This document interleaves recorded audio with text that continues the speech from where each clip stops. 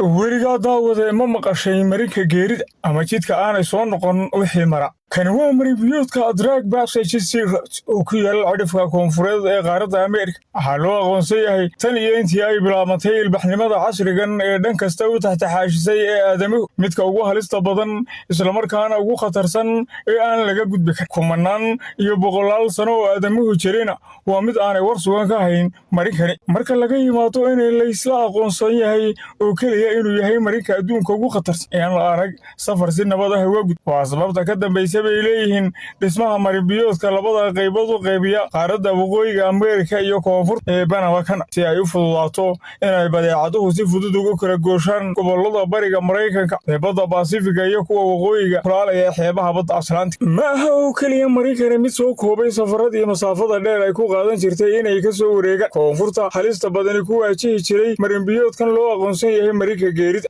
gacankan halista badan ayaa ku yaala cidhifka koonfureed ee qaaradda Ameerika waa inta u dhaxaysa qaaradda koonfur Ameerika iyo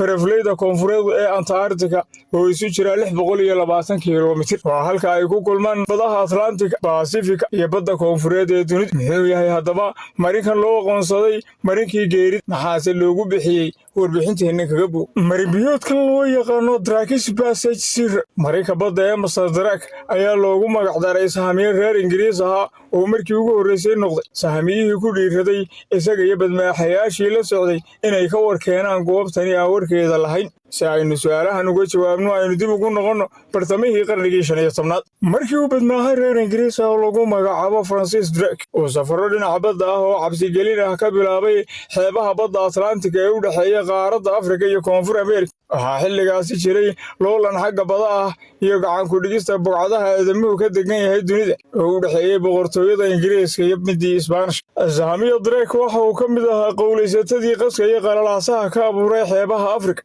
iyo koonfurta Mareykanka ee ay ka jireen ilbaxnimooyinka maamul waxay xilligaasi boqortooyadii Ingiriiska u dirtay inuu sahamiye ku soo sameeyo koonfurta Mareykanka isla markaana uu dagaal la galo isballaarintii ay boqortooyadii Spain ka waday koonfurta Mareykanka waxa xilligaasi safarkiisa ka bilaabay xeebaha badda Atlantic ee bariga qaaradda koonfur Ameerika ilaa uu gaadhay cidhifka marinbiyoodka Magellan ee Latin America isagoo la wareegay xeebaha koonfureed ee waddanka imika loo yaqaano Chile ujeedada safarkiisuna waxay ahayd inuu dhulkaasi hoos keeno maamulkii boqortooyada Ingiriiska intii uu ku guda jiray safarkiisaasi waxa uu dhacayo biliiliqo xooggan u geystay dadyowgii deganaa xeebaha qaaradahaas isagoo ku soo wareegay ilaa uu ku guryo noqday halkii uu ka soo duulay ee qaaradda Yurub marka laga yimaado safarkiisaasi hordhac ahaa ee uu ku beeqaaqayay xeebaha koonfur Ameerika waxay boqortooyada Ingiriisku si rasmi ah bad Mareykan u safar iyo sahamin caadi ah ugu dirtay inuu ku noqdo qaaraddani oo ay ku loolamayeen boqortooyada Isbaanishka dabayaaqadii bishii December ee sanadii 1577 waxaa xilligaasi safarkiisa ku wehelinayay 200 oo badmareen kuwaasi oo watay 5 doonyood markii ay xilligaasi gaadheen xeebaha waddanka Argentina waxa uu Drake xukun daldalaadaha ku riday 44 nin oo ka mid ah raggii uu watay kadib markii ay kacdoon iyo amar diido kala hor yimaadeen waxa uu xilligaasi xeebaha waddanka Argentina ka tegay 2 doonyood iyo raggii saarnaa isagoo hore u sii kaxaysay 3 doonyood ee hadhay iyo ciidankii saarnaa markii uu gaadhay cidhifka koonfureed ee qaaradda Ameerika isla markaana uu shiri ka gudub marinbiyoodkaas isagoo rabay inuu u tallaabo biyaha Pacifica waxa uu xilligaasi la kulmay dabaylo iyo duufaano xoog badan waxay xilligaasi la kulmeen khatar iyagoo halis galay isla markaana ay duufaanada iyo mawjadii xoogga badnaa halkani ka dhacay ay sababeen inay kala lumaan 3 doonyood ee ay watay mid ka mid ah doonyahaasi waxay ku noqotay boqortooyadii Ingiriiska iyagoo raggii saarnaana ay wargeeyeen war dhiilale oo sheegaya in 2 doonyood ee ay wehelinayay middan soo badbaaday isla markaana uu ka mid ahaa ama uu saarnaa hogaamiyihii Drake ay qorqoomeen oo ay dhinteen waxa isku dayay inuu isbadbaadiyo Drake laakiin waxa ay mawjaduhu sii kaxeeyeen halkii ugu khatarsanayd ee umuucda mawjadaha iyo dabaylaha xoogani ka dhacayeen xilligaasi ma jirin maabka adduunka iyo hagaha hadeer casrigan la isticmaalo safarada badduna waxay ahaayeen kuwa biima ah oo ay go'aamiyeen dabayla xilliyeedyada Drake iyo badmareenadii la socday waxa ay galeen oo ay muquurteen halka ay ku kulmaan dabaylaha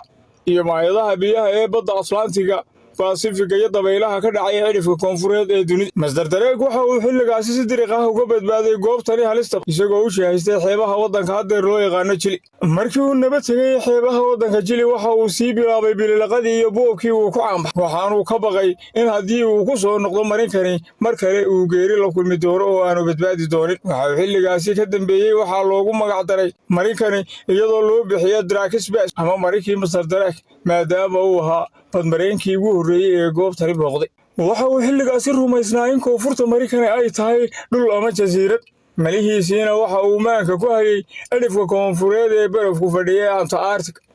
bilowgii qarnigii 17aad ayaa saamiye reer Ingiriis oo lagu magacaabi jiray Captain Cook ayaa isna u qayshaartay safar uu doonayay inuu waagaasi ku daahrogo cidhifka koonfureed ee dunida waa Antarctica. markii uu soo gaadhay marinkani halista badan isna waxa uu la kulmay khatar isagoo ku baxsaday faraacijiyahood. waxa uu ahaa sahamiyihii ugu weynaa reer galbeedka waagaasi, waxaana la sheegaa inuu ahaa sahamiyihii helay jasiiradda ay ku yaalaan waddanka haddeer loo yaqaano New Zealand. haddaba khatarta loo geli waayey ee marinkani waxaa lagu sheegay inay tahay goob ay ku kulmaan maayadaha mawjadaha badda Atlantiga, Baasifiga, midda koonfureed ee cidhifka koonfureed ee dunida. sidoo kale goobtani ayaa ay fadhiyaan qayb ahaan marinkan baraf xoogani. cimiladan jaadgoodhiga ah ee aan la saadaalin karin ee halkani waa mid ay keentay inay khalkhal joogto ay ku yimaadaan mawjadaha badda, kuwaas oo sababay hirar badeed aad u xooggan islamarkaana ay saynisyahanadu sheegaan inay kor u kacaan 100 fiit. waxaa la diiwaan geliyey dhacdooyin dhowr ah tan iyo casriyadii bilowgii qarnigii 19aad ee ay aadamuhu bilaabeen inay dhigaal casri ah u sameeyaan dhacdooyinkooda nololeed. waxaa ka mid ahaa maraakiibta iyo gaadiidka badda ee inta la og yahay uu marinkani galaaftay, iyaga iyo wixii saarnaaba markabka loo yaqaanay USS Indianapolis. waxa uu ahaa markab dagaal oo uu goobtani ku dejiyey gujisbadeed ay lahaayeen ciidamada Jabaaniisku sannadii 1945 ee dagaalkii labaad ee dunida. haddaba arrintan cajabta mudan ee halkani ka jirta ayaa ah cilmi ahaan ay rumaysan yihiin xeeldheerayaasha cimilada iyo cilmiga baduhu inay goobtani ku kulmaan 3 badood oo kala ah Baasifiga, Atlantiga iyo midda koonfureed ee Antarctica, kuwaasoo ay kala duwan tahay heerkulka biyaha, cufka iyo culayska iyo heerka milixda 3dani badood. intaasi waxa uu heliyaa dabaylo xilliyeed halkani ka dhaca oo iyaguna kala duwanaanshaha ka jira biyahaasi iyo jawiga cimiladuna waa ka sababay in jawiga halkani aanu noqon mid aan caadi ahayn. sidoo kale isna waxaa halkani ku soo afbeela webiga Amazon oo loo aqoonsan yahay midka ugu biyaha badan dunida, kaasoo ay ku soo shubaa malaayiin mitri kiyuubig oo biyo ah. falgalka ka dhex dhacaya biyaha macaan, kuwa dhanaan, kala duwanaanshaha dabaylaha, heerka kulka biyaha, badaha kala duwanaanshaha awoodda barxanka biyaha, dhanaan kala duwanaanshaha culayska iyo cufka biyaha. waxaasoo kala duwanaanshahina waa sababta keentay inaan biyaha marinkani ay noqon waayaan kuwo degan oo ay si fudud ugu safri karaan gaadiidka badda halkani mari lahaa. haddiiba loo badheeri lahaa khatarta marinkani, waxaa jirta inay ka fog tahay ilbaxnimada aadamuhu. waa cirkaa dheer dhulkaa dheer aan gurmad lahayn, haddii aad gashana gawisnimiri uunbaa ku leh.